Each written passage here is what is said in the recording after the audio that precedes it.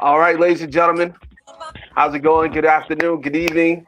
What's going on? This is Rajay Ali, and we're here with Nerdcamp Sports. I got my co-host. We got Mike Williams. We got R&B. Gentlemen, it's been over a week. We got some topics to cover. How's everyone doing first and foremost? Uh, I would say today my mental health is on like a 9. Good. I'd love to hear that. Everything right now, a lot of things are falling into place and going real well. A lot of positive stuff. So I can't be mad at that. So yeah, I would say I'm on about a 9 right today. Awesome. R&B, how's everything, man? How are you? Man, I'm just taking it one day at a time, fellas. I'd probably say I'm around about a 3. I'm just living right now. I'm just living and processing and just trying to figure it all out, man. But I ain't giving up though. Good, man. And it'll definitely get better as the days go by, man. All right, gentlemen. So we're going to talk about a few topics that I think are very, very interesting. We're going to start off with the WNBA. Let's start off with that because we don't really show a lot of love to the WNBA, but I think it's necessary, especially now in this type of climate. Recently, there's a lot of debate about what a woman is, according to the commissioner of the WNBA and also coaches. They're now going back to the drawing board because recently Enes Kanter and I believe his name is Royce. I can't remember the other gentlemen's names, but there's 2 former NBA players actually got into the conversation, low-key trolling, but they said that they are self-identifying as women and they're declaring for this 2027 draft. And it's just a complete mess at this point. So we're going to start off with R&B. R&B, what is your thoughts about grown-ass men now self-identifying as women and trolling the WNBA to make them go back to the drawing board and fix their rules for what's a woman? Man, this is a touchy subject, a tough one. I'll be honest. When I was trying to put together a list of things to talk about, this definitely came across my scanner, and I'm gonna give you your props because you brave for tackling it. Because I had said nah, I was like we ain't gonna tackle this one because we, what I'm saying, I don't want the wrong shit to get said or nothing like that. But bro, this is it's really becoming like ridiculous nowadays, the climate that we living in. Like this shit is literally turning into a real life, not that it wasn't real life before, but like a real prison version of Sodom and Gomorrah out here, like for real. Like what are we doing? What are we doing?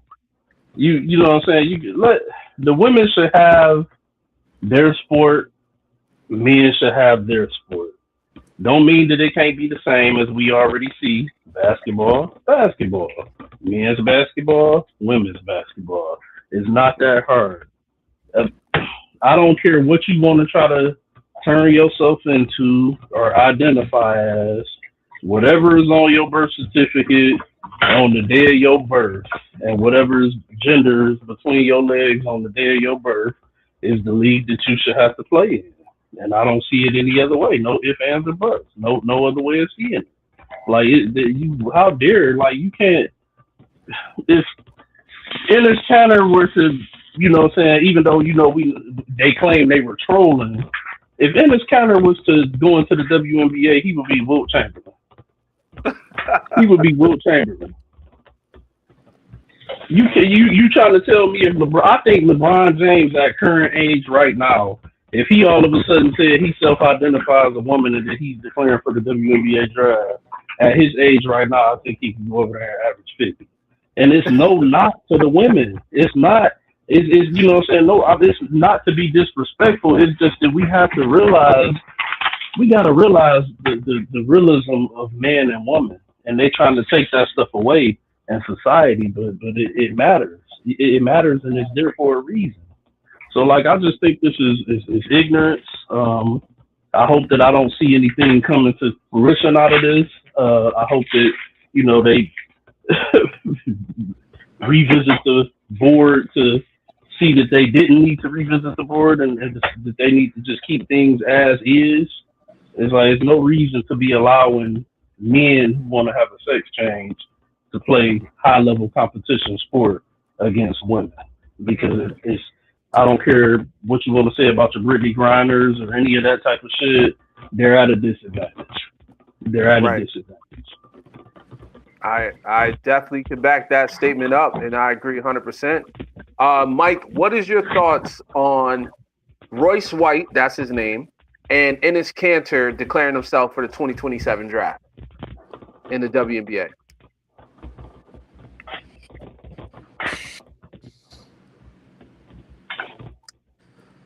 There's a lot to say. Mm-hmm. There's a lot that I want to say. But with my current trajectory, I don't know if I should say it. Well, should I say it?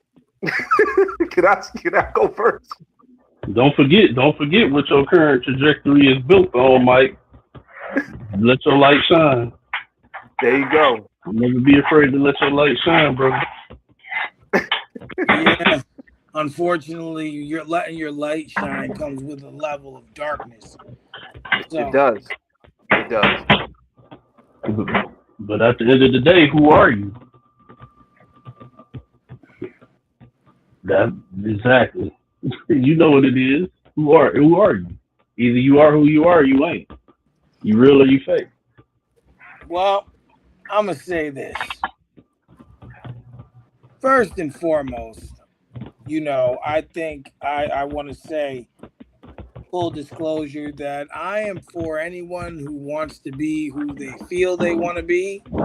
You can be whatever you want to be. That's what I was told. If that dictates that you want to be a woman and become a man, or a man and become a woman, I'm not here to judge you for that decision.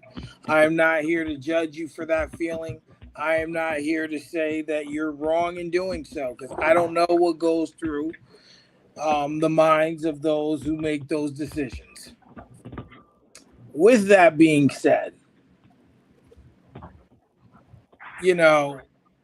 I want to take a second and bring up, Caitlyn Jenner or Bruce Jenner, Mm-hmm. who decided to have a sex change and then won Woman of the Year. Mm. And then was told that that he or she, they or them, whatever, was brave for this decision. Now, to me, that's a slap in the face to every woman that was deserving of that award. Mm-hmm. Because, there are other women who are women, born women, who did other accomplishments deserving of that. It's like, you can't even have a menstrual cycle. So how are you a woman? That's just my perspective. Like, how can you have no menstrual cycle and be a woman? So to me, Enes Kanter was in the NBA, and what was the other person? Royce White. He got drafted into the NBA. I don't think he played an official game. So why what is the infatuation to go to play women's sports? Like, I would like the understanding behind why you would do that. Personally, I don't think it should happen. You were born a man, and that's what you are. You played in the NBA, at least for Ennis Cancer. Like, bro, what are you doing? Why come here? It's just like Joanna Man was a movie, and now that movie, 20 plus years later, is trying to become a reality. And there has to become a line in the sand. We have to get to a point to where it's like, okay, we're here now. This is what we're doing. Okay, we can do this or we can do that. But there has to be a line that we have to draw. There has to be, it's like, okay, this is too much. And, the fact that they're seriously considering it is scary. It's very scary because, to me, you're all these leagues, all these, places, they have a, not a dedication, not a job, responsibility. They have a responsibility to people, whether they like it or not. It's kind of like, if my mom were to have a child after me, I would have been given a responsibility to be a big brother. Nothing I asked for, but something that I had to do. And it's the same thing. These leagues, kids look up to these leagues. Some adults implement these leagues, so you have a responsibility. And what you're telling them, in my humble opinion, is it don't matter. If you're a man or a woman, you can go where you want. And to me, there has to be lines drawn. And that's just one line that needs to be drawn. You should not be declaring for a WNBA draft. You're a man. That's my thought on it. Okay. And I like that you both shared your thoughts and your opinions on it, because that's important. I think that this is a conversation that's not going anywhere. No. And I also think that it's a very important conversation in this current climate. And with all that being said, that's the reason why I think Enes Kanter and Royce White is actually doing this. It's not necessarily a troll move. I think it's an awareness. Okay. And I'm about equality. I'm about transparency, and I'm about truth. And the truth is, the WNBA is strictly about politicizing and putting things as being quote unquote progressive in the front lines. Let me give you an example. When the NBA and the WNBA came together and they did things for Black Lives Matter, right? That was fine. We know a lot of stuff at that time in the 2020s was necessary to talk about and to speak on, right? So there was a lot of players that was wearing different sayings and slogans and logos and stuff like that saying Black Lives Matter.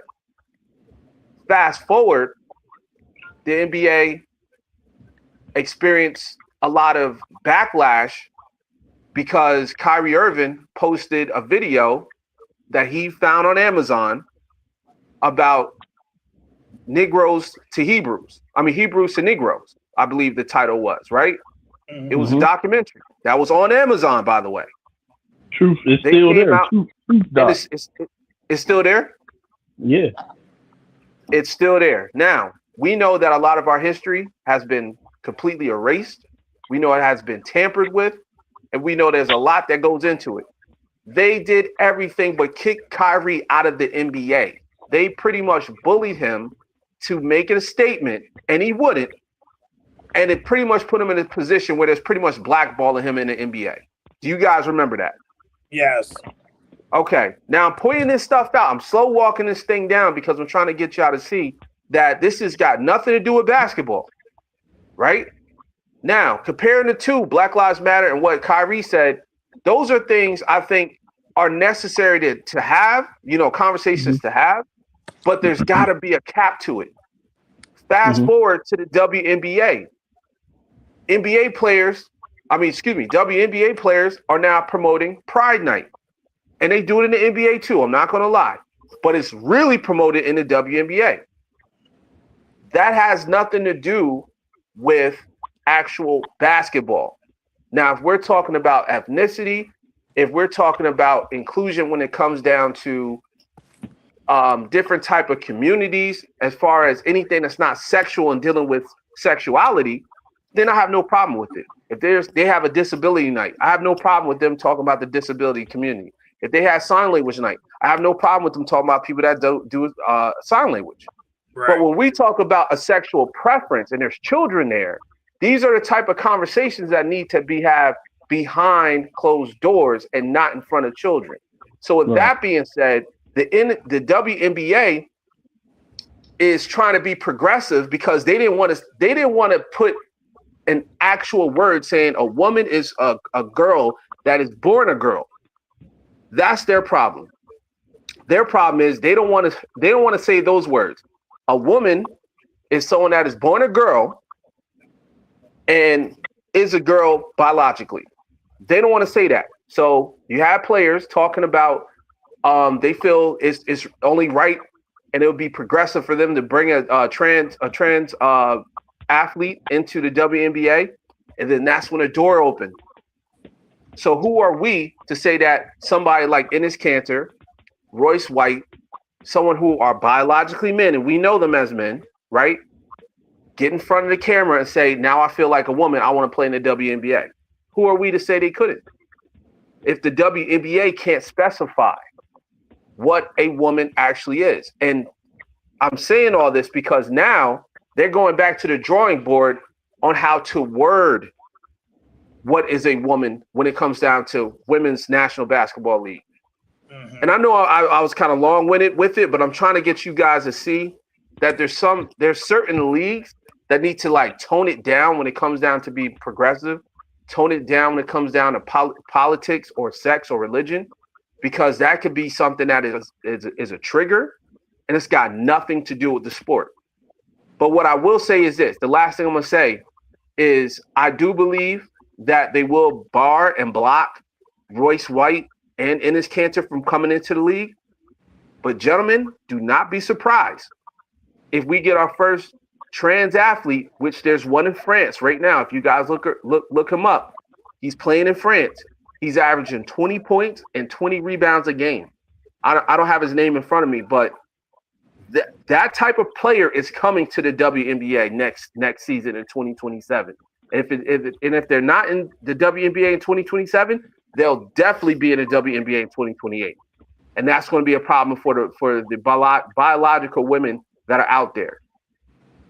So that's all I got to say. I think this is a point that they're trying to make, and I also feel like it's a point that needs to be addressed because this is going way too far when it comes down to sports and athletics. Unfortunately, I disagree. Unfortunately. And it's kind of weird that we're talking about this today because yesterday I had to record 2 episodes of Honest Hour with 2 people who I've been trying to schedule for months.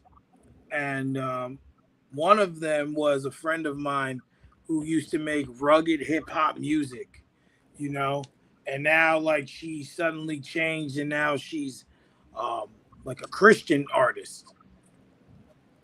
And it's like a switch flipped in her. Like she's still the same person, just her message is different. And one of the things that she conveyed, was conveying was about people being who they are, and walking in their purpose, whether what that is. And that looks different for everyone, it also makes me think, and I don't know if you guys remember this show MTV used to do called I Want a Famous Face. And like regular people who kind of like resembled like stars would want to they get surgeries to look like them. The most notable episode was a guy that he resembled Jennifer Lopez, and he literally turned into a woman and tried to look like her. So, I think that these things have always been there. It's just now more people are become more comfortable with letting their message out, even if possible rejection is out there. We can't stop it. We can just sit here and deal with it, and just let nature take its course, whatever that may be. Right. All right. So, and moving on to the NFL.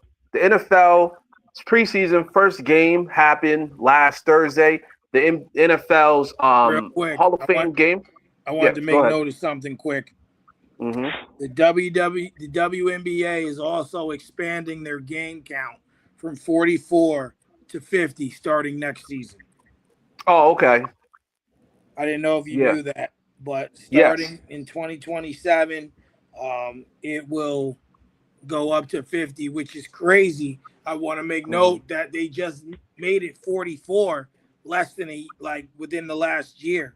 So, Right. the growth of the WNBA, is immaculate. So to go to 50 games, Yeah. it's going to be something. And they're adding teams within the next Yeah. few years. I think it's 4 teams they're adding. So we're seeing Yeah. some growth. I just wanted to make notation of that before we moved on. Oh yeah, absolutely. And to add on to that, I want to say, as far as the actual game and the quality of game, from the time that when I was watching in the early '90s or the mid '90s, I would say, to Mhm. now, it took a huge leap because back in the '90s and early 2000s, there was only like 2 or 3 teams that was actually worth watching. Now it's Mhm. like I can watch pretty much every team because now they're bringing out superstars from all over the world. Their talent pool is definitely better. You see a lot of the games now on national television, so it's not like you gotta find it somewhere else or whatever, or download an app. So it's definitely available. So the game, as far as the actual game, is expanding, and I love it. I love the fact that um, the game is growing, and as a girl dad, I can honestly say I look forward to it because my daughter plays basketball as well. So you Nice. know it's something I think is good. But I just want them to make sure that they clean up and stop making it all about everything but basketball, which is whack. I just want them to hoop. That's it. Facts. All right. So NFL preseason happened this last Thursday. There was a lot of people talking about it online. It was the Carolina Panthers versus the Arizona Cardinals. And of course, preseason is not really the spectacle, but it at least feels good to see a little bit of football. Carolina beat the Panthers beat the Cardinals 33-3. 33-30. So they beat them by 3 points. Carson Beck went off. He went 15 for 19 for 188 yards, 1 touchdown. Um, they had Hines King on the Carolina Panthers. I don't know who that is. 21 for 34, 180 yards, 2 touchdowns. Not anything too impressive, but it's at least, once again, it was at least fun to watch. Mhm. I will say that Jason Horn's son, I believe it is, if my memory's, or Jimmy Horn's son played. He had 4 receptions, 44 yards. He's playing with the Carolina Panthers. So with Mm. that being said, gentlemen, Mm-hmm. we're gonna start with Mike first this time. Okay. What is your thoughts on the preseason NFL game?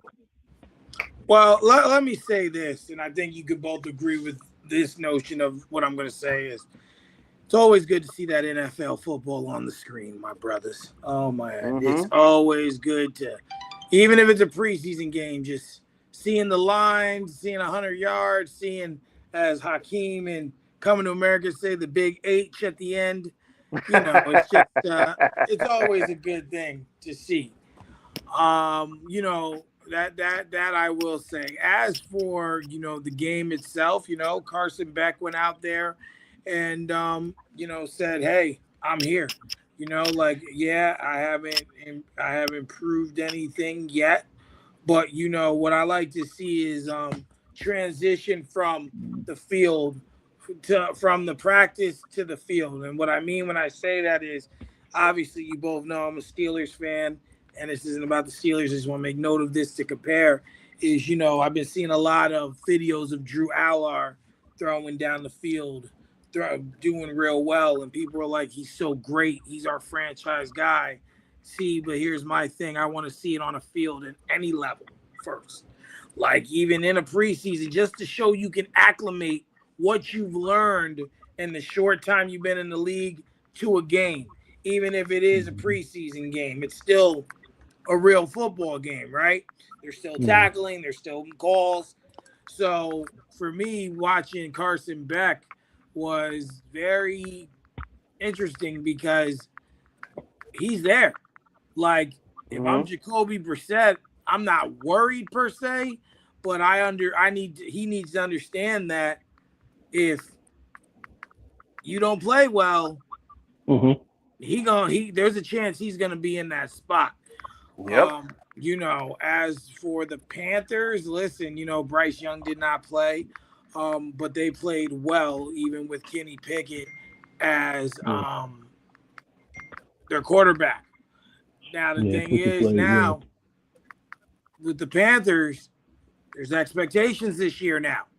You made the playoffs, and almost upset the Rams. Let's not forget, I almost got you with that one. Yep. That's a fact. Almost won the game, so now there's an expectation, and Bryce Young took a leap. So for me, watching I don't know. Can I kind of debate you on that one, Mike? I wouldn't say Bryce took a leap. I'd say he took a step, but not a leap. Missing the playoffs that's a leap to me, especially when you're winning 4 or 5 games. Bro, not at 9 and 8 and some shit. Were they 9 and 8 or were they 8 and 9? Which one was it? Were they 8 better than 4 or 5? 9 is better than 4 or 5. Regardless, they made the playoffs, and there's an expectation. But Mike, that's still a step, though. It's not a leap. That's not a step. Nobody's picking the Panthers to be a Super Bowl contender this going into the season. The Panthers have not been on prime time. That I'm telling you, in this, what do that have to do with anything? It has a lot. That means people are starting to pay attention. That's what that means. And there's an expectation, because if you want to say expectations don't come off of a leap, though. I mean, just because you took it don't necessarily mean you took a leap. You can take a step in the right direction and still have expectations. Hold on. I just beg the difference between leap and step. As petty as it might sound, but it's a difference to that. So 2024, 2,403 yards, 15-9, 82 rating. This past 15 year, touchdowns, 9 interceptions. 15-9, yeah. Yeah, that's not a leap, brother. That's a step. That was 2024. 2025 was 3,011, 23 touchdowns, and 11. Oh, you were reading off his rookie stats first. Well, no, his rookie year was 2,877 yards, 11 touchdowns, and 10 interceptions. Okay, so the first one you read off was the second year. I was comparing the second year to the third year. Yeah, which, like I said, just in my opinion, it just still sounds like a step. It does not sound like a leap. And if you telling me he came out there and threw for 4,000 yards, 28 touchdowns. Well, here's something that is forgotten about. That let's not forget Bryce Young was benched for the redheaded stepchild named Andy Dalton. Why was he benched? Because he wasn't looking good enough. And then he came back in, and then he looked like another player. That's all I'm saying. And then he led them, whether they went 8-9, 9-8, someone they weren't good enough. Whatever. At the end of the day, they made the playoffs. There still ain't no expectations on them. How is there not an expectation? So now you're telling me that if they not any real ones, but there's an expectation to build off of last season is the point. I didn't say there's an expectation for them to go and win the Super Bowl. I didn't say there was an expectation. You didn't. Go. That's the problem. You didn't specify anything. All you did was say that there's expectations. It doesn't matter what the expectation The context of that matters, man, because when you just generally say expectations, that makes it sound like you saying, oh, they're going to be a threat this year. They're going to the Super Bowl. Okay, so let's put it. So the Lions made the NFC Championship 2 seasons ago, but did not last season. You didn't expect them to go back? Yes, but you talking about making the NFC Championship versus going from a bottom of the barrel team to struggling to finally make your way into the playoffs on incompetent quarterback play. Those are two different scenarios here. Go ahead and finish losing this argument. Be my guest. There's no losing because you're not letting me finish what I'm saying, Negro. The point is that expectations come in different forms.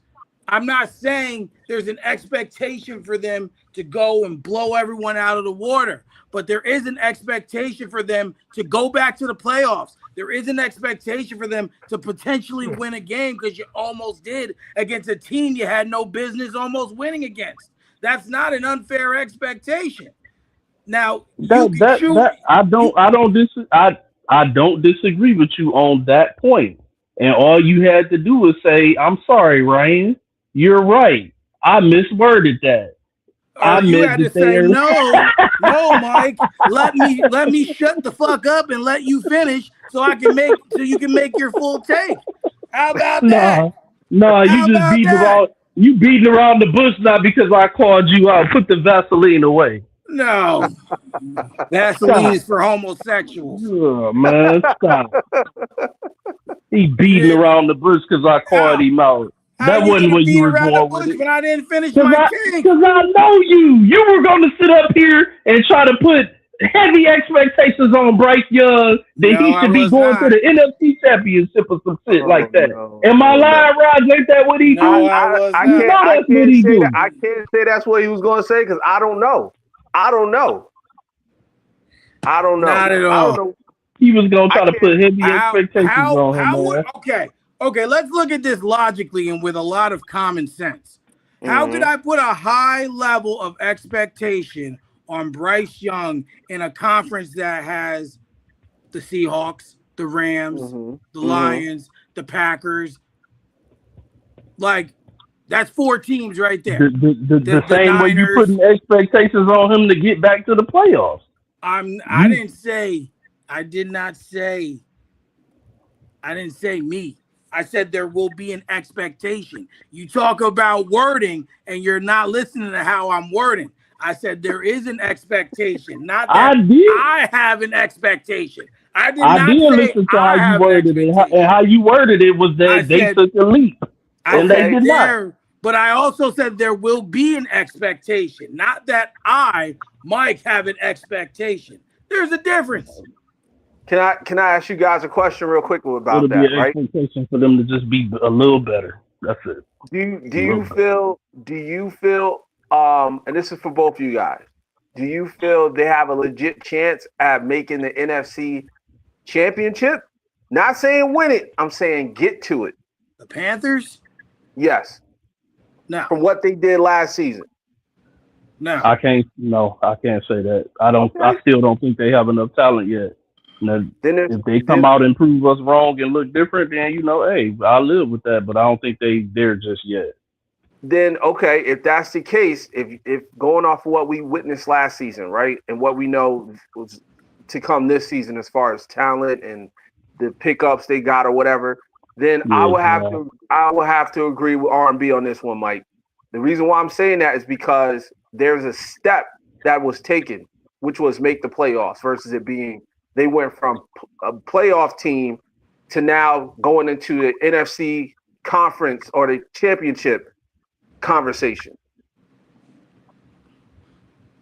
If that makes sense. No, that makes sense. I just want to make sure that I'm being spoken correctly because I know no doubt. He be listening, but he missed that. I did not say Mike had an expectation.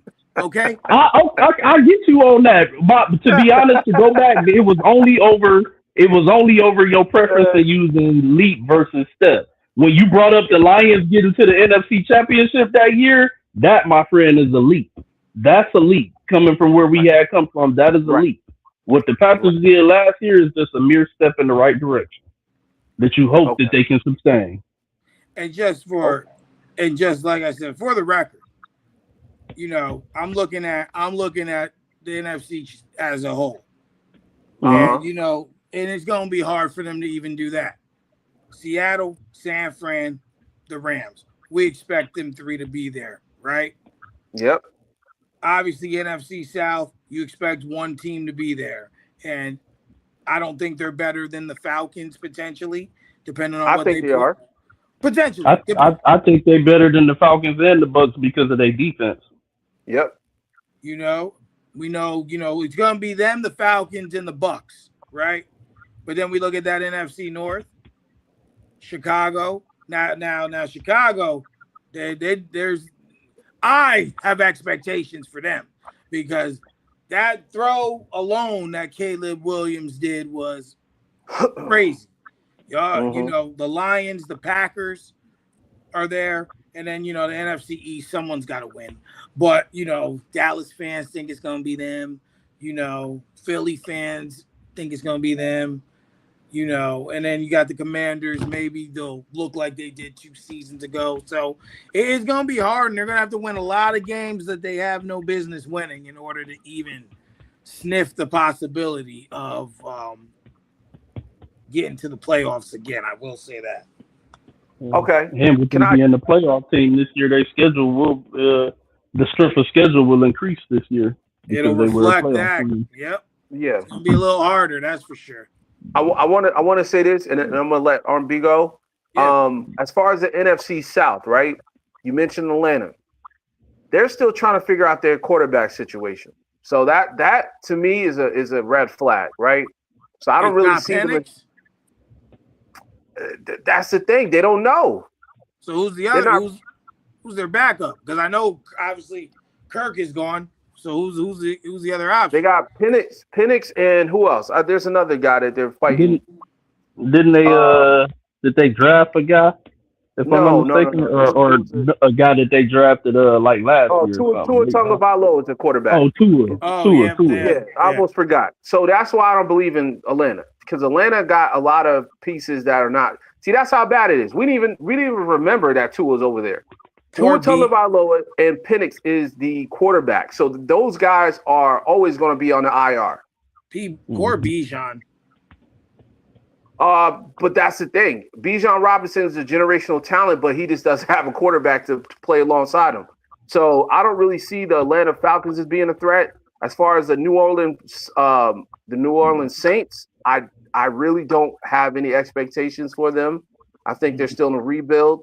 Tampa Bay Buccaneers. I think Tampa Bay takes a step back this season. They played great, but they pretty much burned out all their players, and they didn't want to pay Baker. Baker Mayfield is still on a prove it deal, and it's messed up because he proved it already. Like, how you put him on a prove it deal and he already proved it for like 2 seasons? What did he prove? That they can make the playoffs. Now I know he does terrible in the playoffs, but you know what I'm saying. What more do you expect from him? He proved that he could make a step, not a leap. And that's why they don't want to. That's why they don't want to pay him what he want to command that he feel like he deserves. Think about this. Down the stretch of the season last year, in a lot of those tight games where they needed Baker to step up and make plays to get them home to win that division, partly how the Panthers won that division, Baker Mayfield fourth quarter interceptions. Yeah. Fourth quarter interceptions. Crucial. So, and then you come to me, and we missed the playoffs, and then you come to me and want to, tell me what you command max dollars or whatever, and that you want to be offended if we want you to prove it. So that's why I think Tampa Bay will still be at least relevant to the level of what we used to seeing them at over the past 2-3 seasons, because I think Baker is going to play out of his mind this year, long as he can stay healthy, because he's motivated, and we know what he can play like when he's motivated. But overall, though, I just don't think they have enough. Okay. Tua could be interesting in Atlanta if he stay healthy with Drake London. Some of those weapons. That's the thing. And they got enough weapons. They got the weapons, but they just don't have the actual health on the health history behind them. So we'll see what happens. But with that being said, Carolina, I think, takes the division again. And I apologize. The Bucks did not make the playoffs last season, which is kind of crazy. Yeah, they did. They did. They went 8-9. They lost out to the Panthers in that last game. Remember, Baker threw a pick. Yeah, that's true. Well, but that's one reason why I think Yeah, that's the reason why I don't really have confidence. And plus, Mike Evans is over in San Francisco. And Well, whatever's left of him, because he's yeah, already hurt. and I Or But go they ahead. whole wide receiver room hurt. Yeah, they got to move their facility because it's next to a electrical plant. That's the reason why they all hurt. But go ahead, R&B. What is your thoughts about the preseason game? Man, it was solid. Right along with Mike, it was just good to see some football on the screen again, whether it's preseason or not, and just knowing that we less than what is it 33 days, 35 Something days, like something that. like that Yeah. away from the debut Monday Night Football. Chiefs Chiefs are at is it Denver? Yeah, Chief in Denver. Yeah. So yeah, that should be a Oh, good game. Mahomes makes his return. It's but as far as like the actual game from the other night, I thought Beck was solid. As we alluded to, I thought Kenny Pickett was solid, but it is preseason, so I can't sit here and pretend that I watched the whole game because I didn't. I hmm just turned on the beginning trying to see if any starters were gonna be put out there. But like I said, it was good to see some good football. Good to see it on the screen, and now I'm ready to get it going. opening awesome. night. Opening night is a Super Bowl rematch Wednesday, September 9th. Okay, so it's Monday is the And Chiefs got then the first Monday game. Thursday there's a game on Netflix, 49ers Rams. hmm Yep. Not interested. And then of course Sunday night is Cowboys and Giants week 1. hmm hmm And then Broncos Chiefs Monday Night Football week 1. Yep. Okay, sounds good. One thing I want to say about Baker before you move on, Raj. Um, Yep. you know, regardless of what you look at, going to Tampa, he had big shoes to fill. Obviously, they had won a Super Bowl with Tom Brady right hmm before he got there, but they kept all the other pieces. So they were kind of looked at to him to come in and fill big shoes. Obviously, he's no Tom Brady, but and it's not excusable. You got to make your own way, but they definitely were looking at him to do that. Excuse me,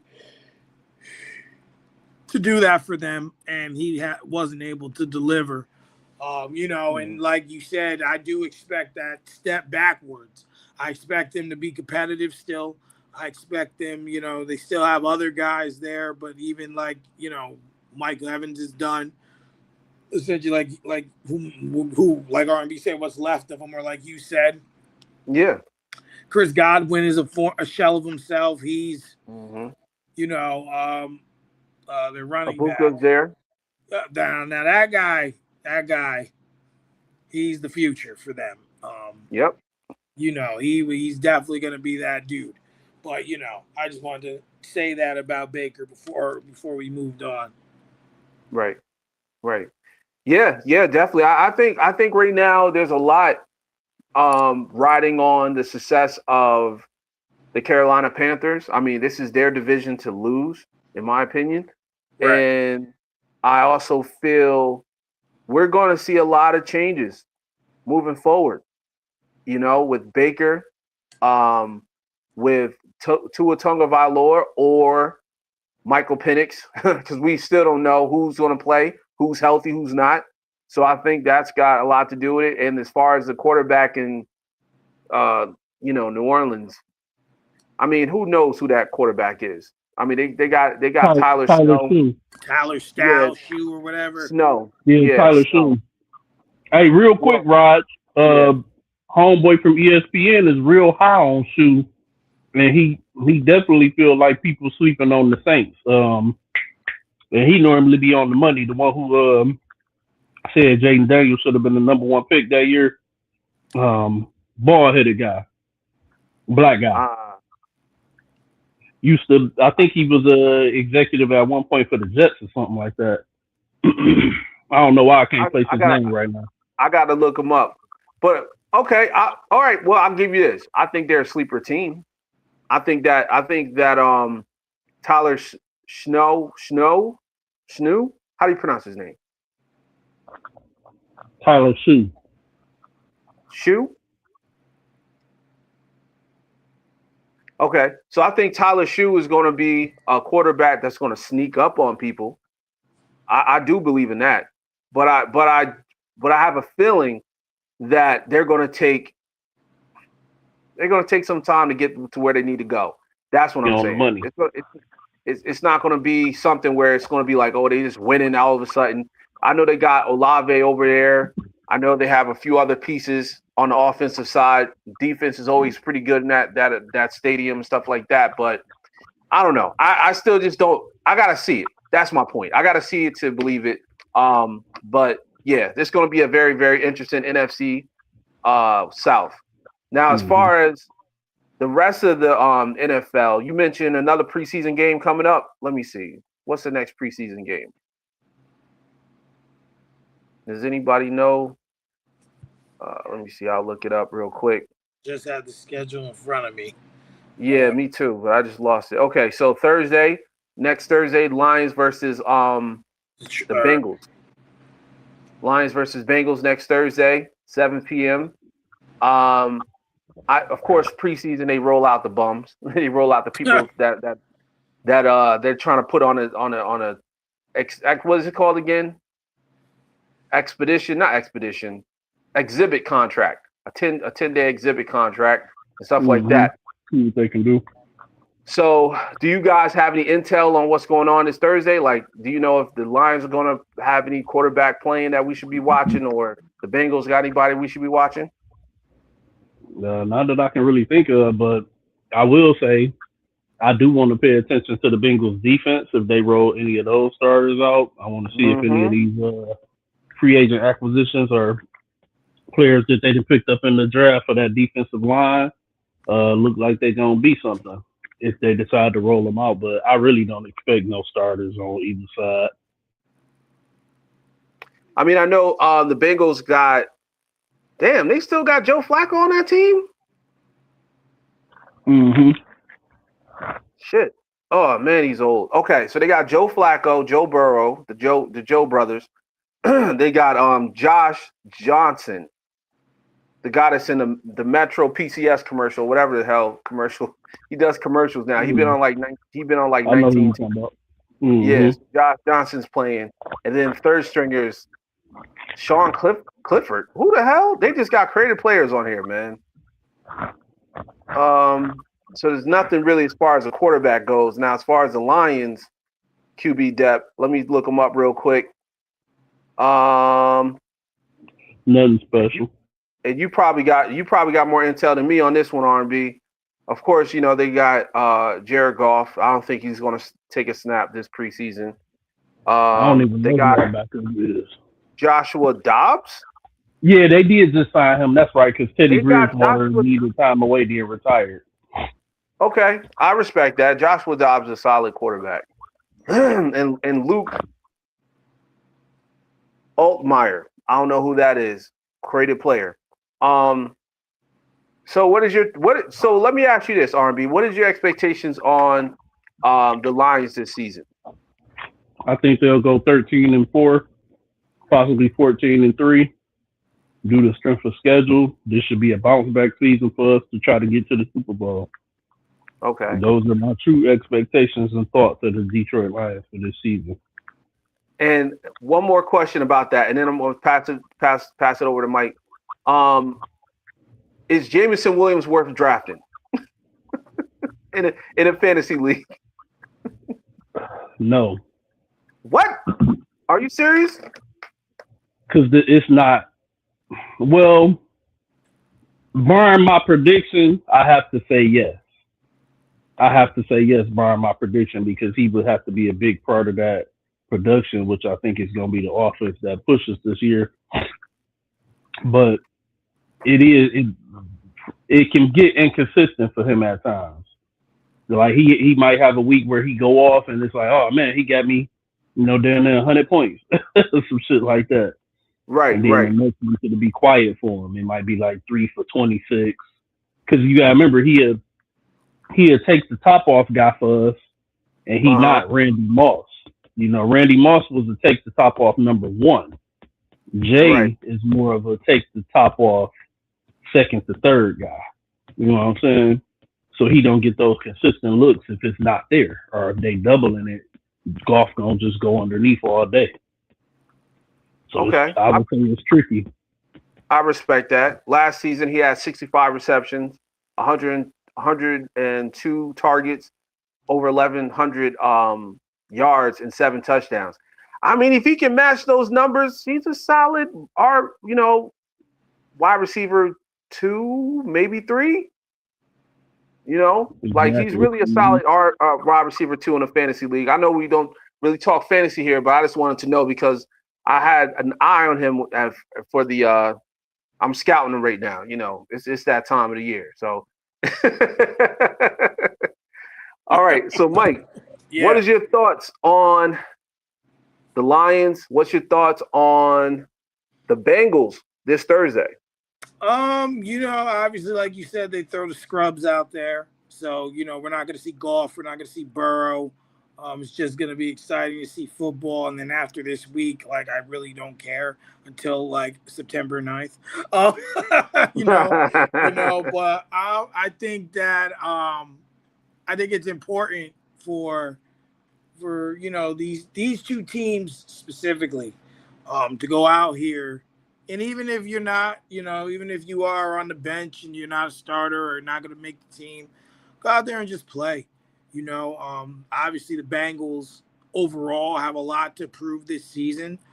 One of them is that offensive line that refuses to get better can protect Joe Burrow, because we know when Joe Burrow's healthy, he can be a top 5 quarterback, and this team can be at the top of the AFC. But the problem is, and you guys correct me if I'm wrong, I don't think we've seen Joe Burrow play a full season.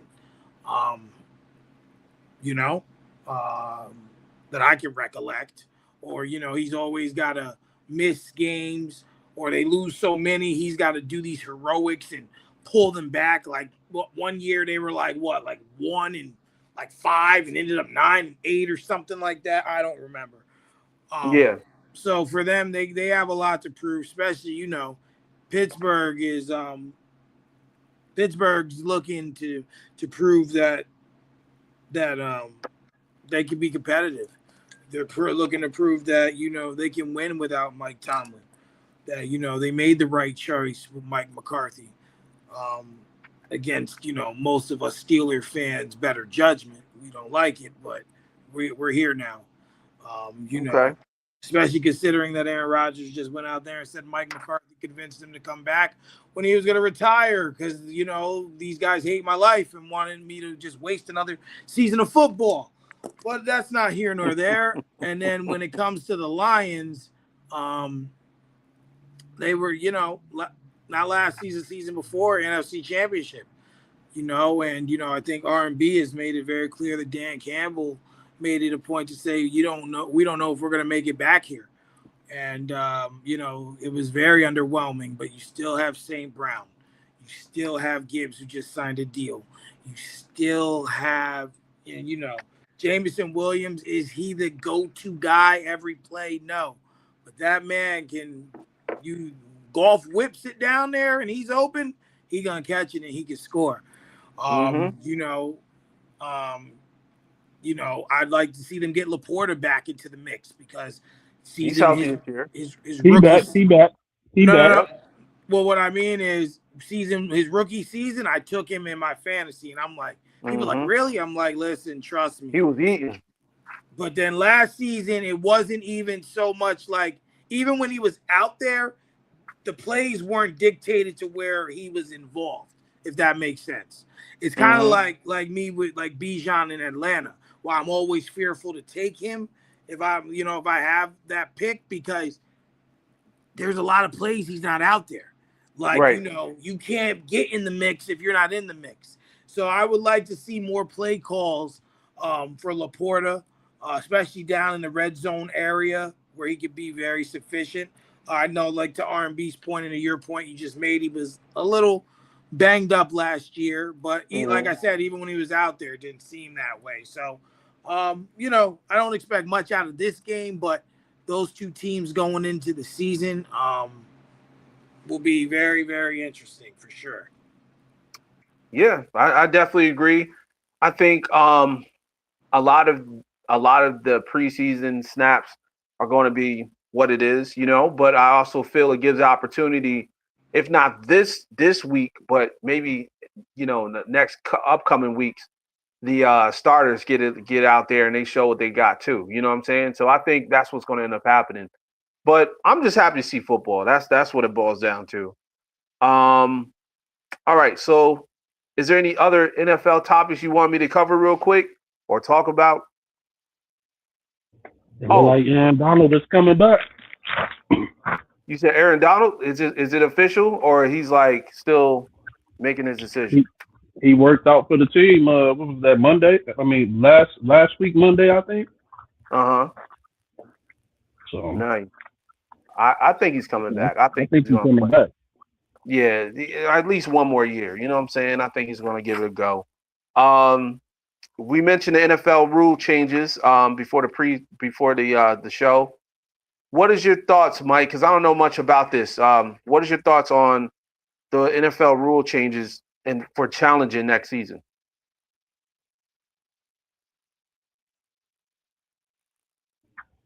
Yeah, what happened? Can you guys hear me? Mike, you there? Yeah, I hear you. All right. Yeah, my daughter FaceTimed me, and then it messed the sound up on the iPad, so I had to refresh the page. Oh, okay. No doubt.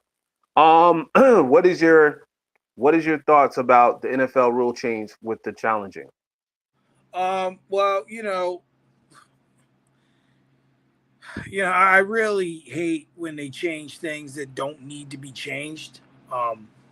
Like to me, when they changed the rule for the challenges to where if you won a challenge, you got a second challenge, I was cool with that. But to me, I think this change personally is being made to create storylines, and I'm going to tell you what I mean. Let's just hypothetically say, there's a game out there, and let's just use Mike Vrabel, for example. He goes and it's them versus the Jets. Let's say it's a close game, and he dictates that so whoever can throw the challenge flag, and they do that, and then they lose, and then the Patriots lose the game. Well, now the discussion isn't so much about who lost the game, is about why did he challenge the play? Who challenged the play? I think it just creates drama. To me, to a point, the point that R&B kind of made off screen is, the head coach is probably going to be out there anyway. But, if they want to pass the blame, there's an outlet for it.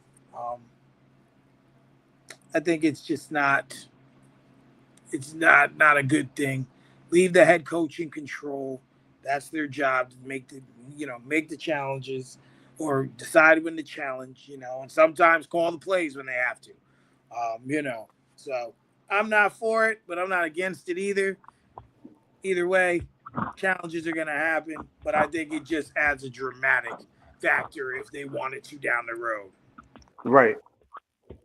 I could definitely see that, because it's always something. There's always an alternative motive when it comes down to rule changes. R&B, what is your thoughts on the challenging for the rule changes? Man, just like Mike just had mentioned, they can't leave well enough alone. Like, what is the point of this? What is the point? It don't make any sense to me. So it's like I really don't have too many things to say on it outside of the fact that it don't make sense at all. Like it's that's why the coaches make the big bucks. These are the decisions that they get paid to make. So why come up with a rule to give them a chance to, get out of that? It don't make sense to me. If I'm paying my coach what some of these coaches make. I want him to be able to, take a bad challenge or a good challenge.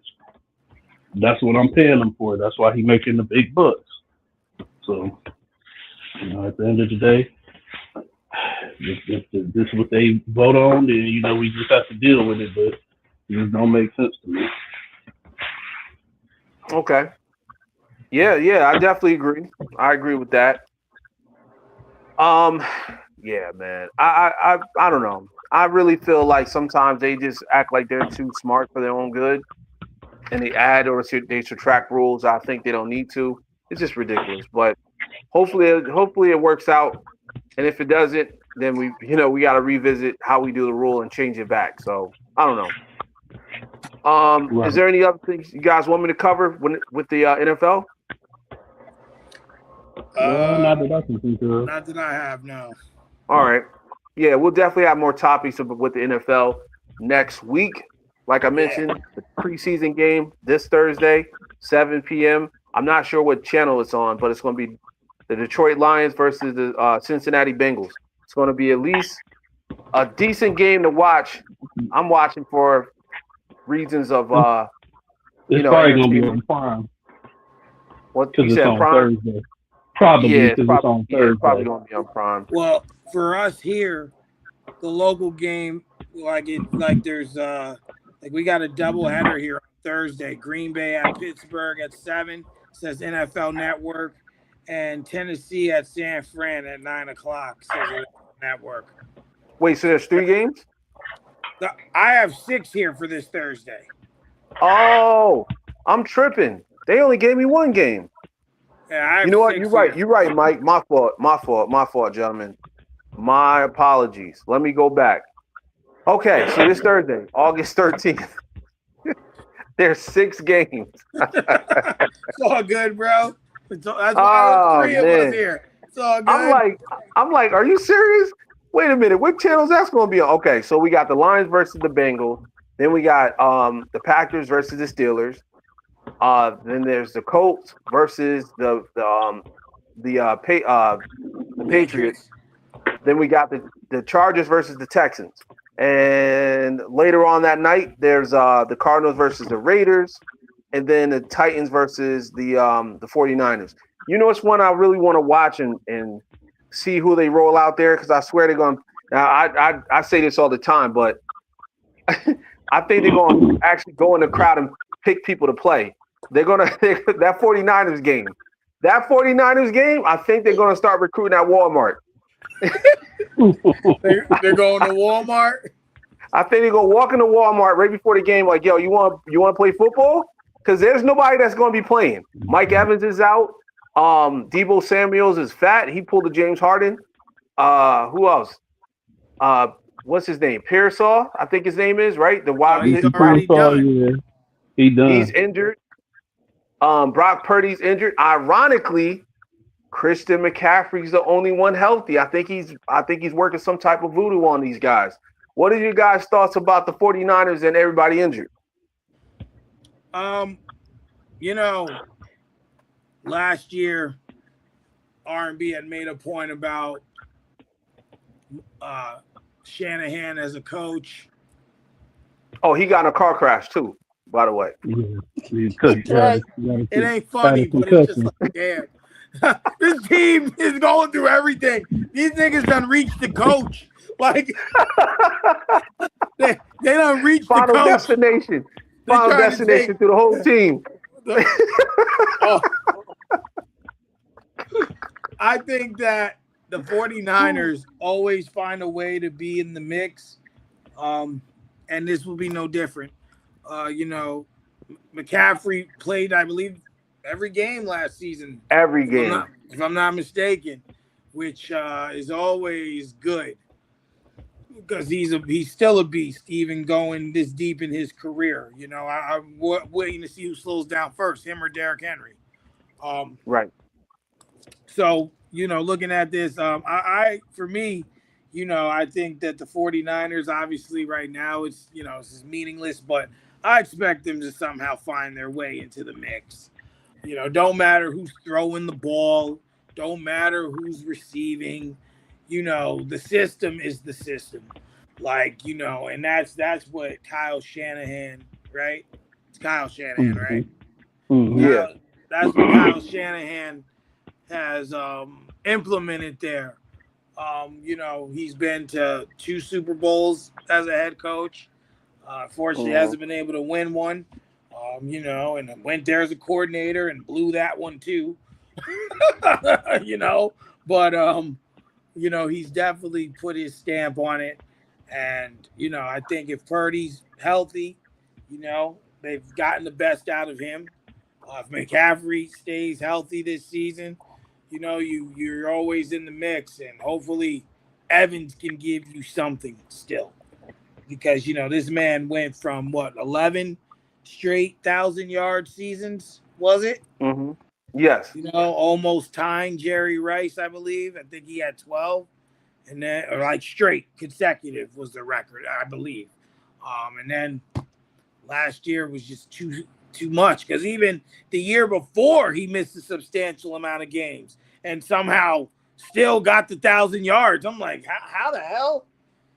So I think that I think the Niners will find a way to be all right, one way or another. Okay. Yeah, I believe so too. I think right now they just got to just get over the injury bug or whatever the hell it is, voodoo. But I think they're going to be. Sorry. However, I don't see them over the Rams, especially if Aaron Donald returns, because I haven't read a confirmation. And, like the Seahawks, I expect to step back only because people are going to be ready for JSN a little more this season. He's going to see some different coverages this season. And they lost Kenneth Walker. And Kenneth Walker. And he lost Walker too. Yep. Losing Kenneth Walker is huge, because not only could he rush the ball, not only did he block, he could catch out the backfield, and he could go anywhere, go in motion, that. This is going to be a test, because now it's going to put more work on Sam Darnold. It's going to put, and then Charbonnet was supposed to be their lead guy. He tore his ACL, I believe. He's out for the season, potentially. And now they drafted another guy. I can't remember his name, but I believe they drafted a receiver and a running back. So it's gonna be tough for Seattle. But I don't put either one of those teams ahead of the Rams. I just want to say that. Okay. Even without Donald. But if Donald does return, listen, we might as well just hand it to him now. As long as they stay healthy. Right. What is your thoughts, R&B, on the preseason games coming forward? Is there anything you wanted to share? Let's see here. I'll say the 49ers are done. I'm calling it. Okay. I'm calling it. I know that I've been an avid defender and praiser of Kyle Shanahan as an excellent head coach, and that remains steadfast. But at a certain point in time, man, that luck gonna run out. You ain't gonna always be able to keep having these injury-riddled seasons and putting the Band-Aid here, putting the thumbtack there, nail this back together real quick in a different part of the wood. Eventually that shit just gonna give out, and it's time for a whole remodel. And that's whether it be the Shanahan and Lynch regime being over with, and they bringing in some new, a new head coach, a new GM, because I believe they tied together, or maybe the 49ers decide to start selling high and unloading some of this talent to try to rebuild the talent that they do have, to try to rebuild through the draft again, because, you already paid Purdy and locked him up, but I just don't, to see them already, we haven't even played any type of meaningful football yet, just coming off of the Hall of Fame game. And before that, these brothers already got a whole, was it like 7-8 players on the IR already? Yeah. and this time it's the beginning of the season.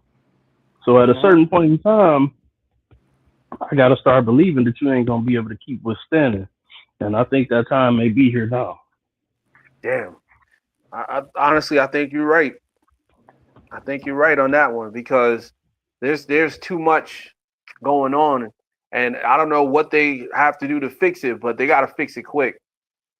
They got to fix it quick. They got to either fire their doctors, their physicians, whatever. They got to fire. Somebody got to get fired, man. There's no reason why everybody should be hurt, and the preseason haven't even started yet. Can we at least roll out the ball before somebody's injured? That's crazy. So I agree. All right. A few more topics. I know we kind of running a little bit behind normal time a little bit, but I wanted to touch bases on the Scottie Pippen situation with LeBron James. If you want to cover it or go over it, because I'm not 100% sure what was going on, R&B. What happened with Scottie Pippen, LeBron James? So Mike gave me better clarification of it because I never got a chance to see the full thing anyway. I only got a chance to see like a tidbit of it. But I guess, say you said he was doing like an interview, right, Mike? And they had asked him about, something about him and LeBron, like comparing them two if teams were to draft, who would they pick?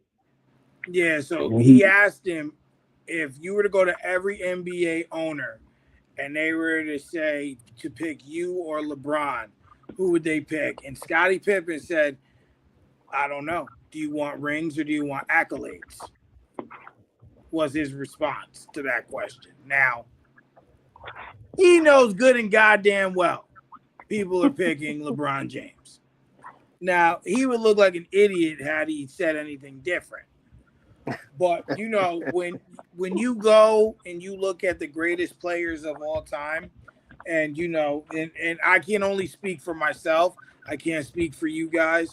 But when you go and talk to people about the greatest players ever, do you ever hear Scottie Pippen mentioned by anyone in that list? No. I don't either. I'm not denying him as a talent.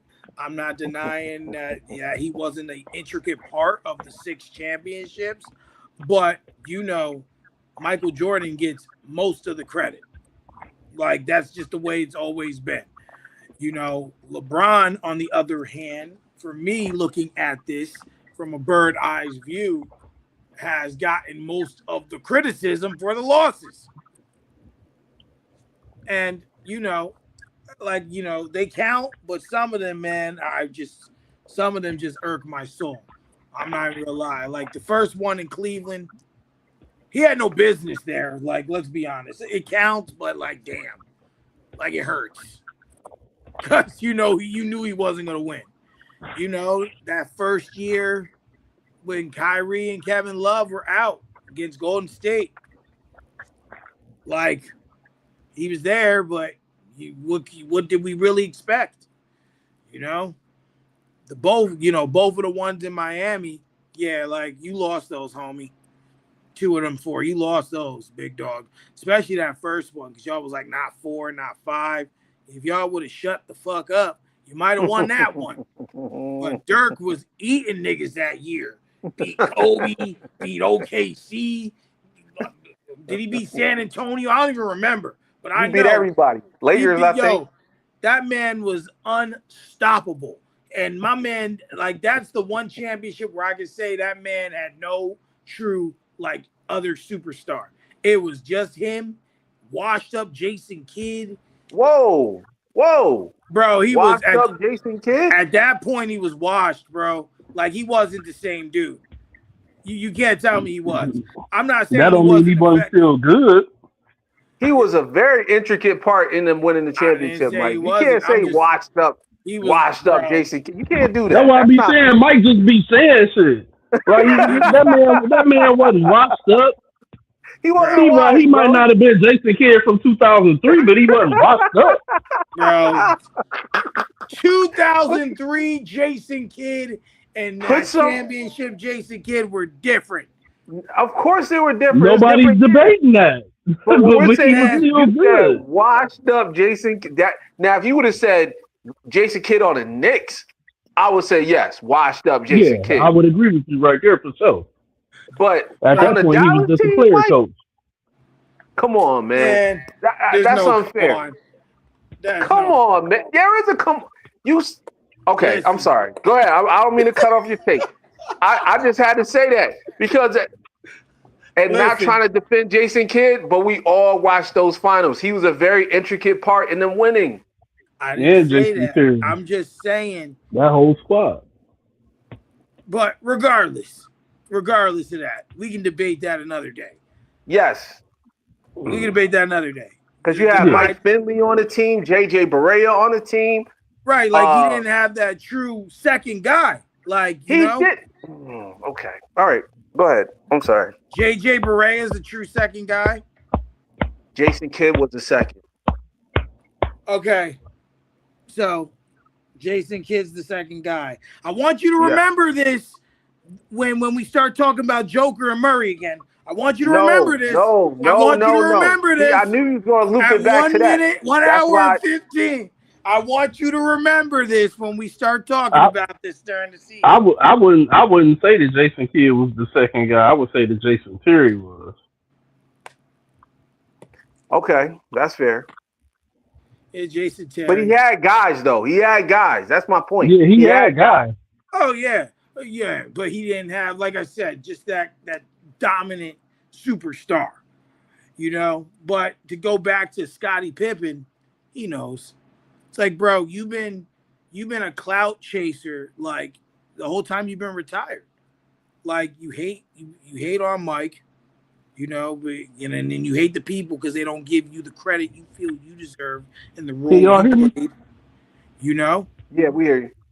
Yeah. You can't, you know, and I'm not saying he doesn't deserve the credit, but it's like, bro, at the end of the day, you know, no one's picking you over LeBron. Okay, well let me say this. Let me say this real quick about Scottie Pippen. I kind of understand why he feels the way he feels.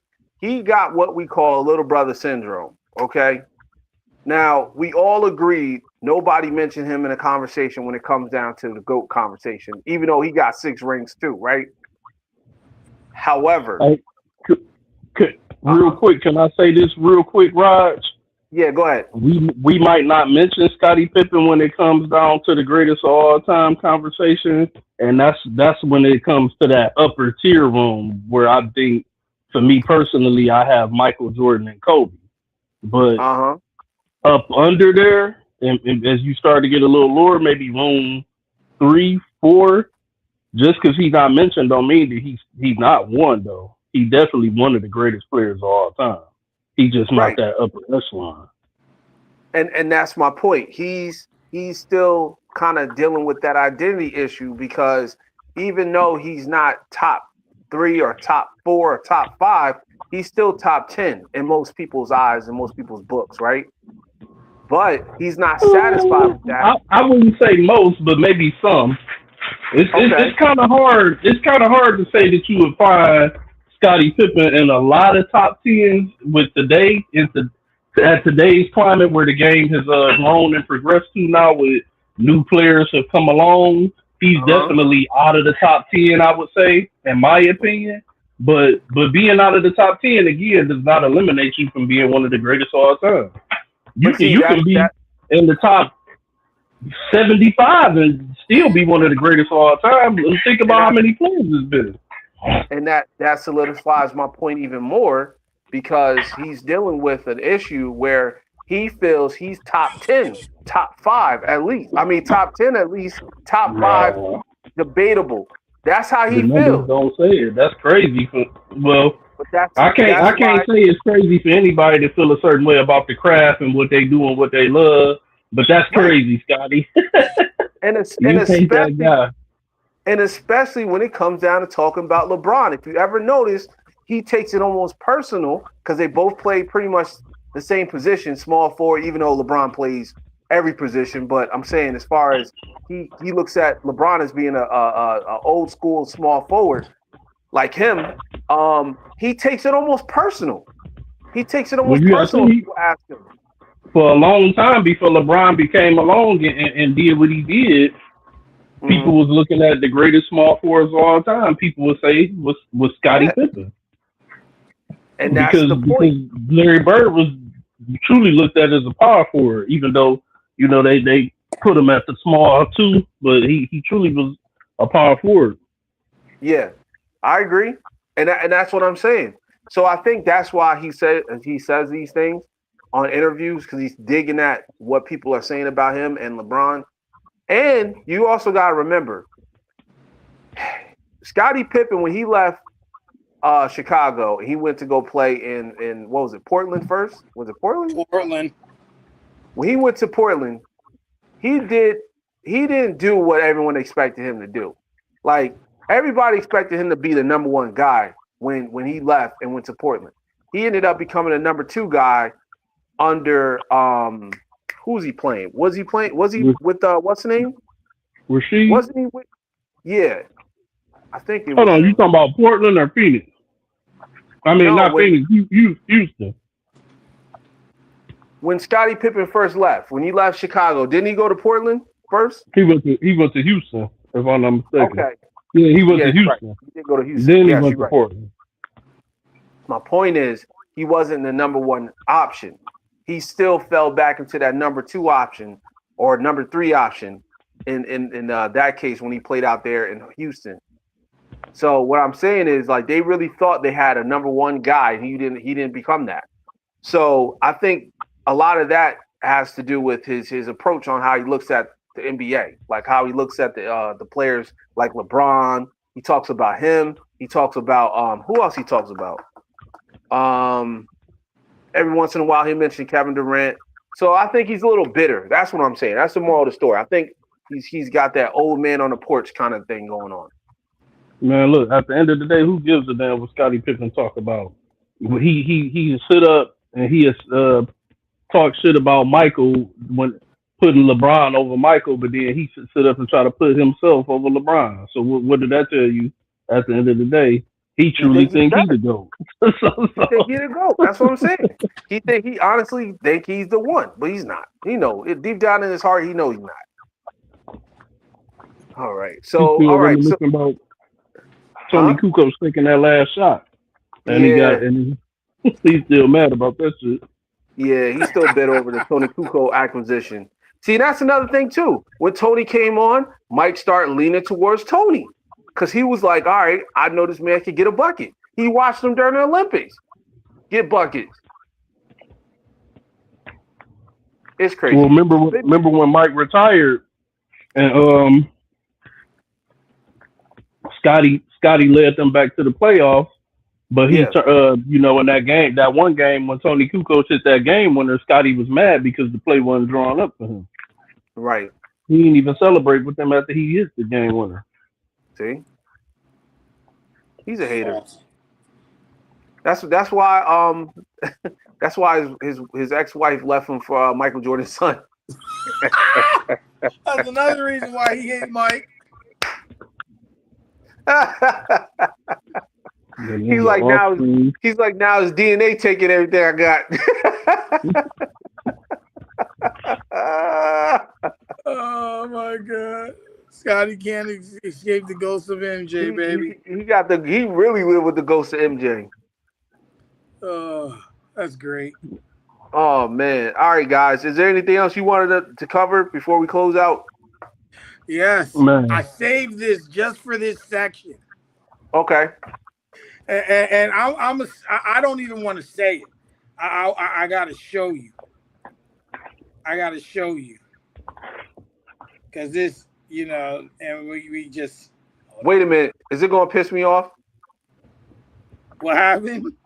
You heard what I said. What you mean? Would I ever do that? I think I know what you're talking about. Yeah. I don't want to see that. Oh man, I seen it right before we started the show. No, I don't want to see it. I don't want to see it. I seen it right when we started the show, and I was like, all right. I was like, hold on, here it is. Ben Simmons sees his I knew NBA it. return. I knew it. Let me say something real quick. The quitter of all quitters. I don't hate a lot of things, but I hate Ben Simmons.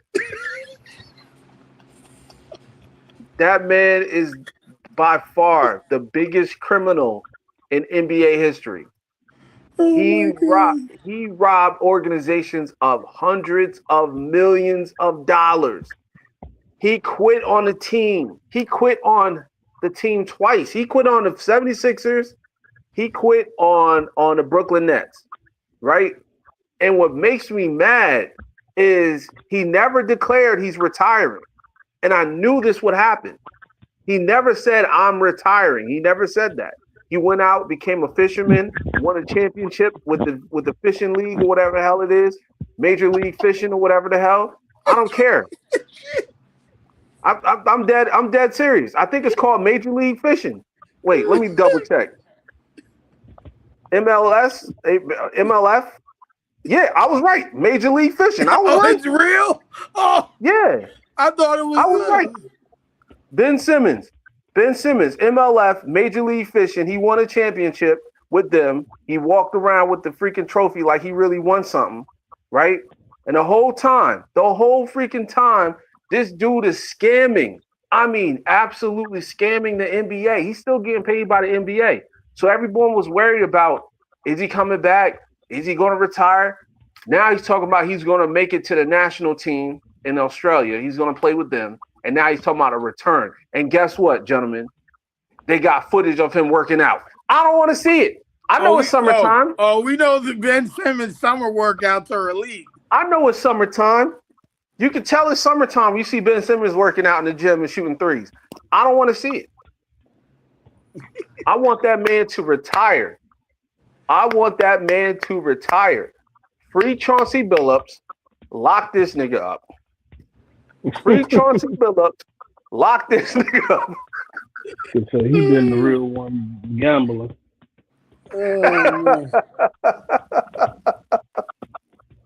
Listen, I mean, I seen it and I saved it because I just like, I can't. I knew it. Now. He said I knew it. He knew it too. You were like, no. That's why I asked. I said it's going to piss me off. Well, because I said this got to be a Ben Simmons news. I don't want to hear that. This dude is a criminal. Oh man, yeah, nah. I think he just should call it in. Like, bro, you have nothing to offer now. Like, I never seen someone age so fast. Like, bro, he was drafted in 2016. We're talking 10 years later, and the guy like can't play basketball. He didn't play last year. I know. If you ask me, he haven't played since he missed that. He took that pass. He passed the ball. Remember instead of laying it up. Instead of laying it up, he passed the. He haven't laying played it up instead of dunking that shit. Yeah, right.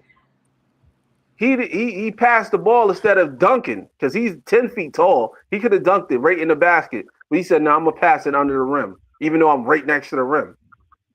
And can definitely get it in. Yeah. So my point is, I feel like he retired back then. And I was like, what, 2019? No, when was that? Nah. Well, I don't know. Maybe 2019, 2021, somewhere in there. Something like that. My point is, Ben Simmons gave up on the team, man. Ben Simmons gave up on the team. That dude averaged 5 points, 4 rebounds, 5 assists with the Brooklyn Nets. He averaged a triple singles. Well, just like Cam said, I'm Ben Simmons. I don't play games. I don't play games. I'll never forget that.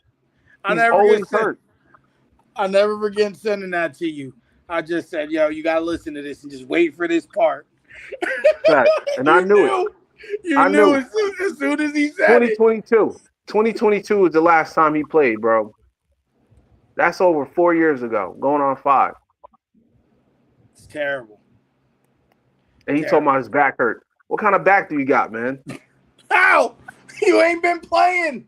You was fishing. I'm done. Anything you want to say, R&B, with this, or this is crazy? Fuck Ben Simmons. What I did want to, what I did want to bring up real quick though was the Isaiah Thomas and his hate for Michael Jordan. Oh Look, man. I'm not saying that his hate for Michael Jordan ain't justified, because I think it is. Any way that he feels a lot of times is justified, in my opinion, when it comes to Zeke and what he went through with the whole Dream Team scenario and how they tried to drag him, so on and so forth. But he was recently on Lindsey Hunter's podcast, and they were talking about this whole scenario. And, well, if you take KD and put him in place of Michael Jordan with the Bulls, does he still win six? And Isaiah Thomas was basically saying, yeah, and breaking it down on how he feel like, KD would have done this, would have done that, and how they still win six. And then just yesterday, I think it was, I'm looking and I see this report where Monte Ellis talks about, if you take me and you put me in the place of Steph and give me them same teams that he had in Golden State, the results would be the same. And I'm just tired of it, man. At this point, it's like, first of all, I vehemently disagree with Monte Ellis.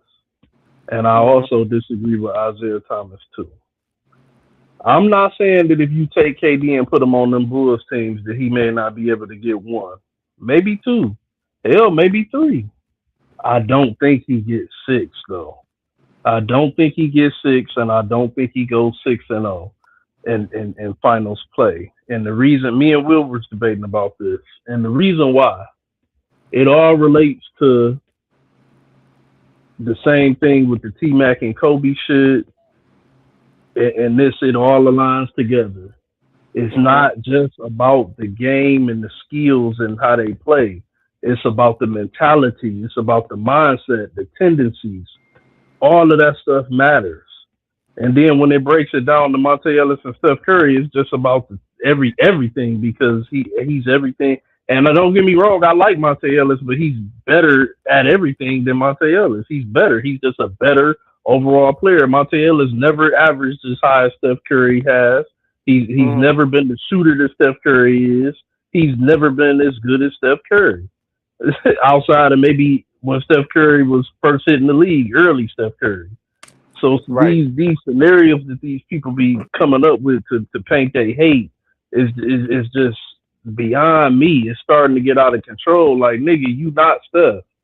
KD is one of the best ever to do it. He not MJ. They two different people. I don't care about he's 7 feet or 6'11", however you want to put it, or saying he lethal from the mid range and blah blah blah. Okay, cool.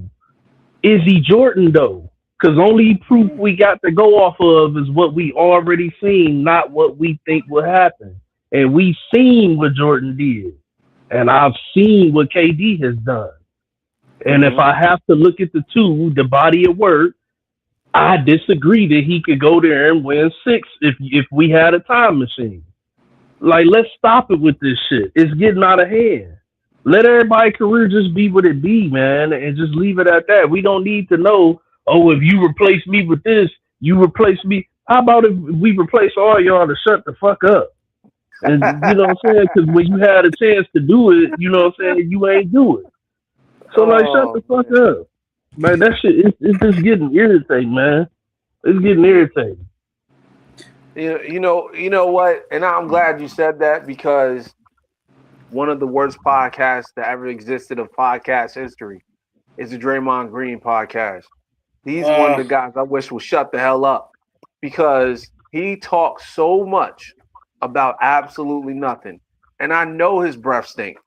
You don't even got to ask. I know his breath stink. And I say all that because he's one of those that says the hyperboles and the hyper whatever, what ifs this and what ifs that. I don't care. Turn your mic off.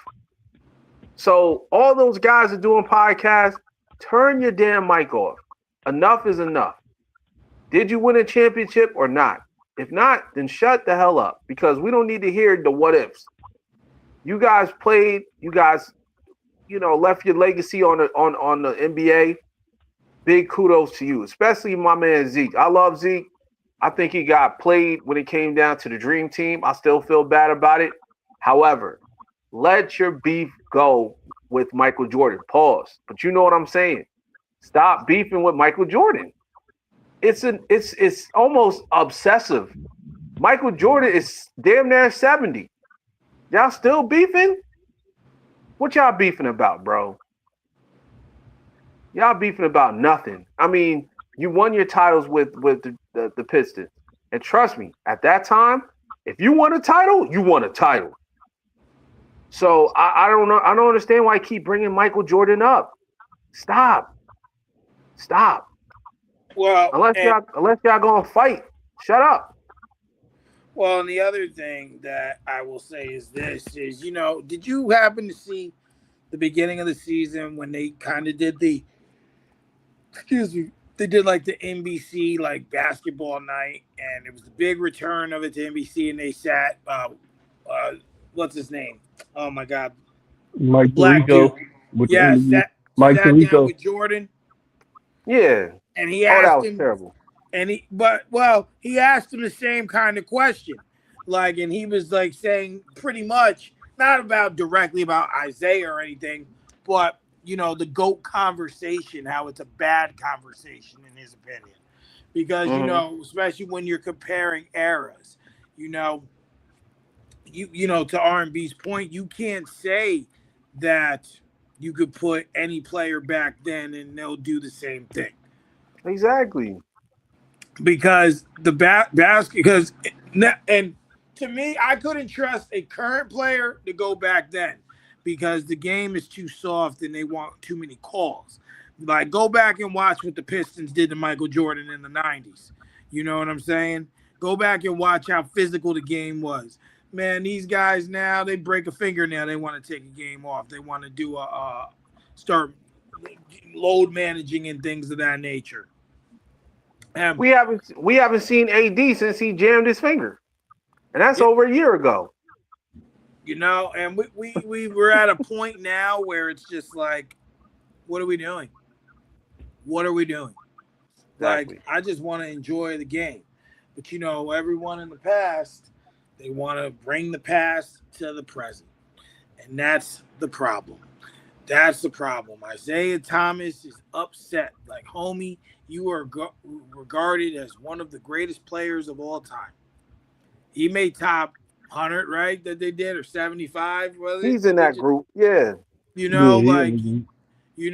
made that. You won 2 championships. Offhand, R&B would know his accolades more than I do. I just can't think of them at the moment. But, bro, let it go.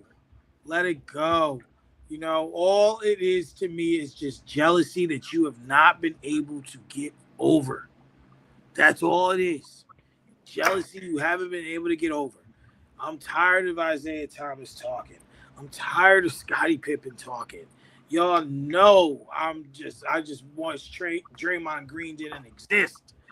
Like, oh my God, I'm not saying I'm the smartest guy or everything I say is correct, but God damn, like, if these guys can do it, I can do it.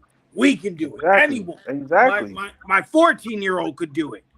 Like, so I just really agree with R&B. Like, these dudes just need to shut up.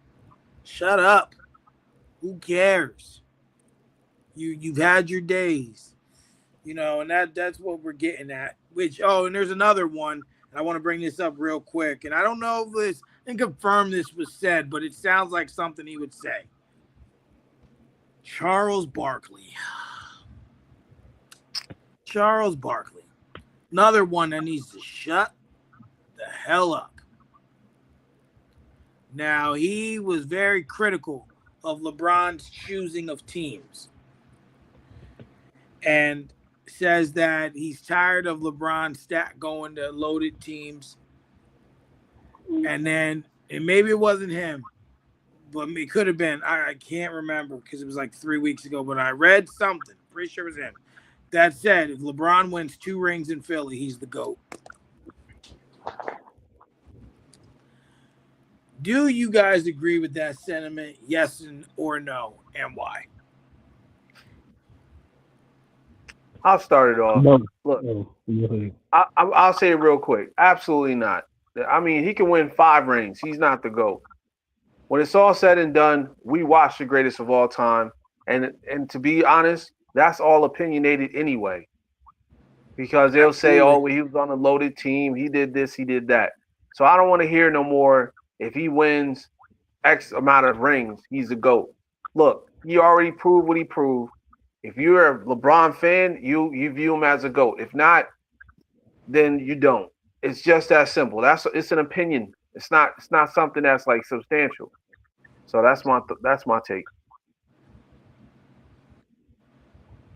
What about you, R&B?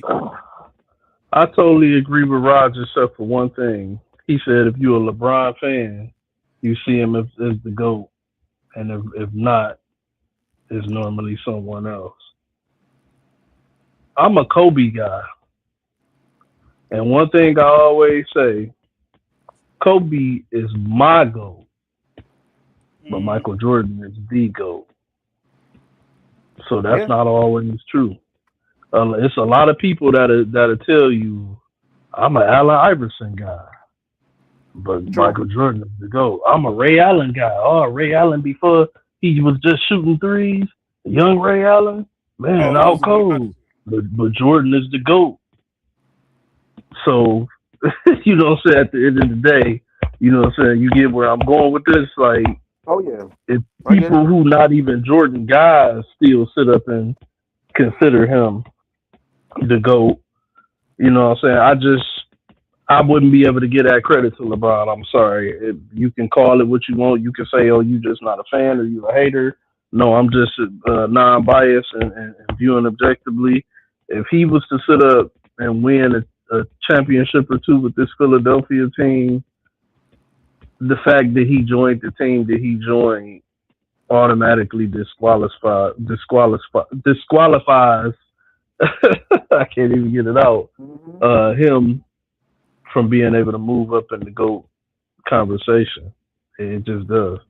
You can't load up like this and turn around, and this is like going to the park and everybody that play on the basketball team at the school, you know what I'm saying, all the good players decide to team up against all of the underclassmen bums who just play for fun and just always at the park.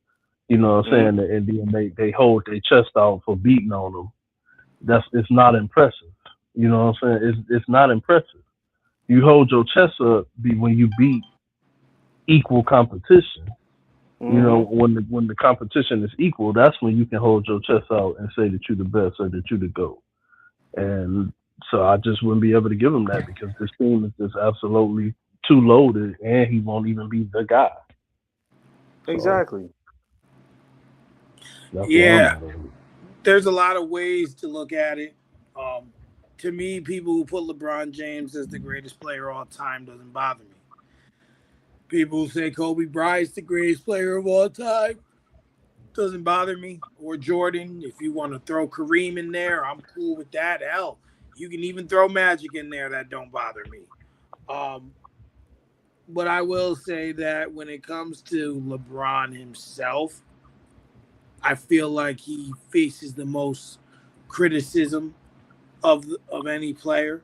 And yeah, he's moved around and things of that, but can't deny what he's done, obviously, and what he's done for basketball. But the answer is no. He will not be the GOAT. Even if you do win and get to 6, you will end your career 6-6 in the finals. But on the flip of that, what people aren't talking about is if he goes to the finals and loses again, what that does. Because now you're 4-7 in the finals. Now the conversation is, did you overstay? there would have been nothing wrong if LeBron announced at Fanatic Fest or just Twitter, Instagram that he was going to retire.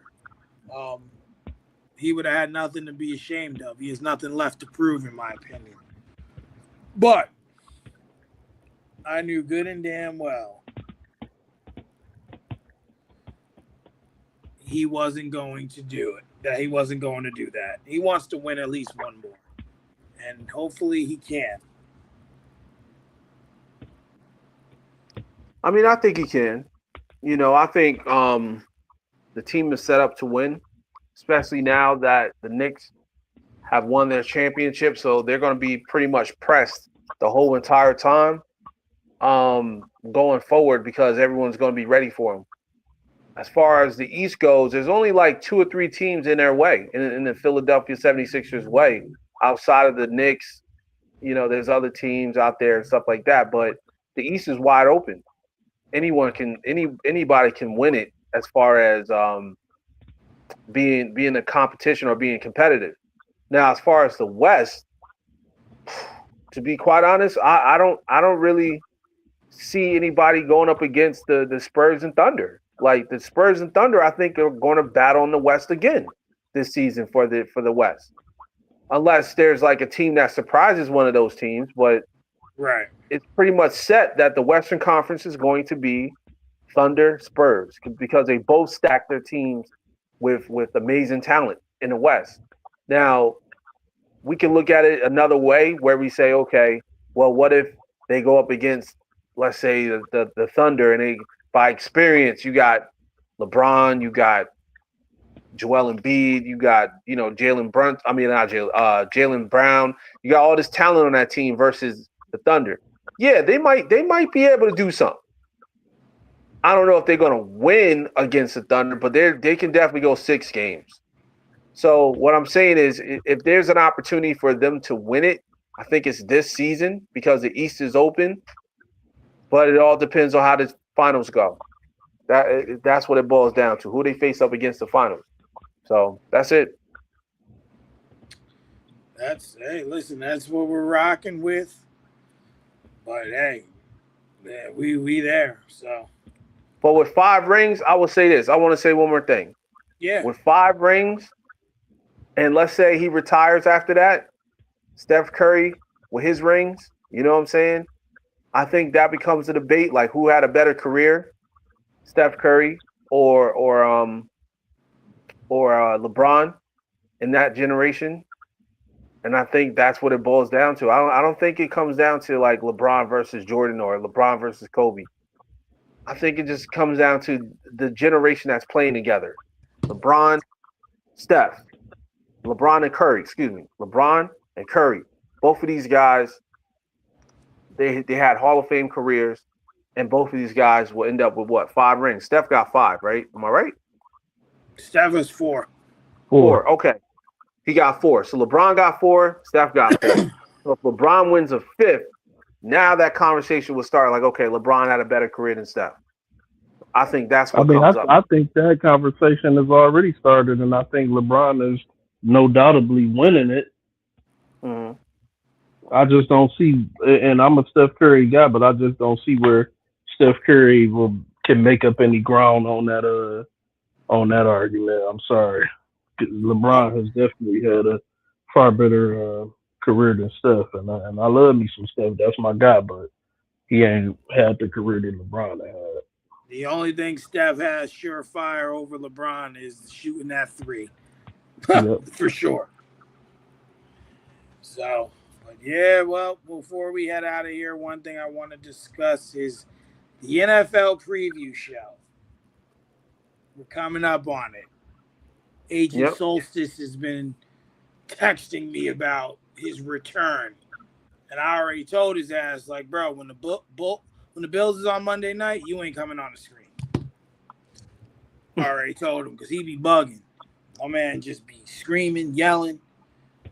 So I'm thinking, because I know, Rod, your job likes to tell you to go fuck yourself on holidays, which would be Labor Day. So I'm thinking we should do that show Sunday, August 30th, so that Will can be available. Does that work for you guys to do it that Sunday morning. You know, it's a long show, so especially if 5 people are going to be on the screen. But That's cool. That's cool with me. I think that would be the day to do so if that works. That should work. That should work. Barring any inconveniences, that should work for me. Yeah, because that's Sunday. I don't have anything planned, and you know, like we could do Monday, but like I said, I think we're about to flip to Monday, so if we can get Will in here, that'd be great. You know, because the following, right after that, the season will pretty much start. So then we'll flip back to Mondays anyway. So that would be our last Sunday. But I don't want to do the show, schedule it on the 7th, and then Raj ends up having to work because he usually has to work the holiday. So Yeah. Roger telling Rob to go fuck themselves. Paganism day. Say it might be pagan, but I still want to spend it at home like everybody else. Yeah. Exactly. All right. Well, I guess we'll plan for next Sunday then. For this Sunday, the 16th then. Sounds good. All right, guys. Always a good time. We'll see y'all on Sunday. Yes, sir. Peace. All right, peace. Lucas.